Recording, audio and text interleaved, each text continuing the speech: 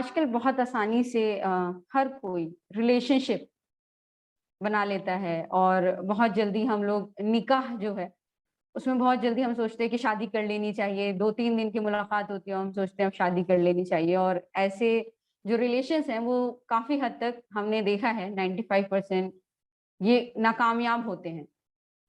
तो आप हमें ये बताइए कि किस तरीके से हम ये जान सकते हैं कि कौन हमारे लिए बेहतर है और कौन हमारे लिए बेहतर नहीं है? और किसके साथ हमारी ज़िंदगी सही रहेगी और उस शख्स के अंदर हम कौन-सी खूबियाँ देखें, जो किसी भी पार्टनर के अंदर होनी चाहिए? देखिए, सबसे पहली चीज तो ये है कि रिलेशनशिप जो होते हैं वो शरई एतबार से इस्लाम ये इजाजत नहीं देता कि कोई भी मेल और फीमेल एक दूसरे से कोई भी रिलेशनशिप में आए जब तक कि वो लीगल वे में ना हो। मतलब ये कि मैरिज के थ्रू या मैरिज प्रपोजल के थ्रू, मतलब फर्स्ट हो सकता है प्रपोजल आए, फिर उसके बाद मैरिज हुँ, हो। लेकिन आजकल की दुनिया में ये हो चुका है कि रिलेशन से मुराद ये है कि वो पहले एक दूसरे को जानने की कोशिश करते हैं, जिसमें वो कभी साथ रहते हैं, खाते पीते हैं, घूमते फिरते हैं, एक दूसरे की पसंद नापसंद को देखते हैं, सोशल मीडिया पे चैट करते हैं, कभी फिजिकल मुलाकातें करते हैं। ये सब चीजों को समझते हैं, इससे हम एक दूसरे को जान सकते हैं और एक दूसरे को समझ सकते हैं। ये तरीका बिल्कुल सही नहीं, याद रखिए। अब एक लड़का और लड़की को कैसे हम जाने, तो सबसे पहली चीज तो याद रखिए, किसी भी लड़के को उसकी दीनदारी, उसके अखलाक की वजह से पहचाना जाता है। कोई भी लड़का हो, दीनदारी और अखलाक, और अगर लड़की हो तो उसकी दीनदारी, उसके अखलाक और उसका पर्दा, इससे वो पहचानी जाती है, मतलब हया उसकी, इससे एक लड़की पहचानी जाती है। तो जब एक इंसान किसी से भी या निकाह का इरादा करे तो वो सबसे पहले ये मालूमात लोगों से ले ले।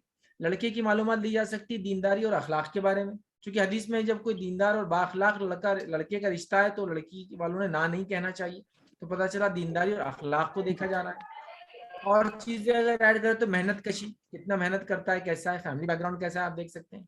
लड़की का मामला हो तो उसकी दीनदारी है, उसकी अखलाक है, और उसका पर्दा, मतलब उसकी हया वगैरह कैसा है, ये उसके बारे में देखा जाता है, याद रखिए।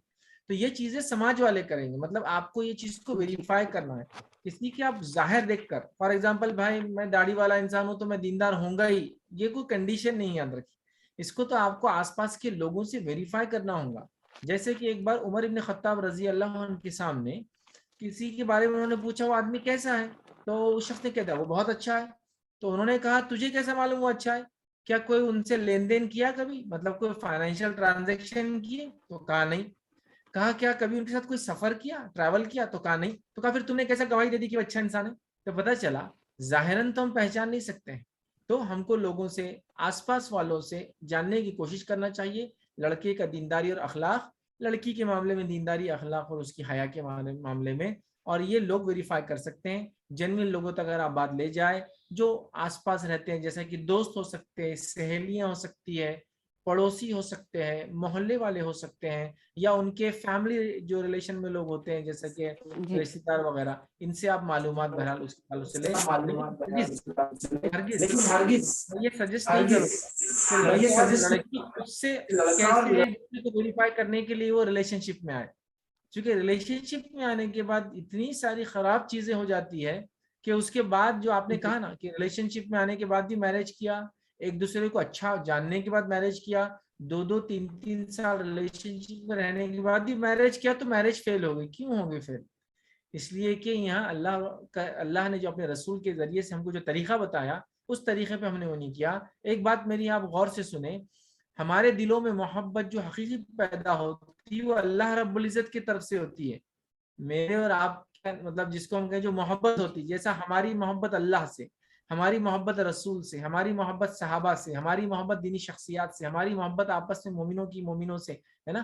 तो बहरहाल ये अल्लाह की तरफ से होती, तो लिहाजा मोहब्बत का मामला अल्लाह की तरफ है। हमें वो जो उसूल बताया गया उन उसूलों के जरिए उसको बेशक। ढूंढना चाहिए। बिलखुसूस जो मैरिज की बात कर रहे हैं आप, तो यहाँ रिलेशनशिप बिल्कुल भी जिस तरह से लोग बना रहे हैं दुरुस्त नहीं है, बल्कि हमें मालूमात लेना चाहिए। फिर जिम्मेदार लोग बीच में इन्वॉल्व हो, वो लोग रिश्ता करवाए, और रिश्ते के बाद जो इंसान निकाह करे, और निकाह के बाद बहरहाल विदाई जब भी हो, तभी हो, बाद में हो, फिर वो बहरहाल वो रिलेशनशिप उनकी हस्बैंड एंड वाइफ की शुरू हो जाती है, और वहाँ एक दूसरे को जान सकते हैं, एक दूसरे की इस्लाह कर सकते हैं, अच्छी बुरी चीजों को एक दूसरे की समझ सकते हैं।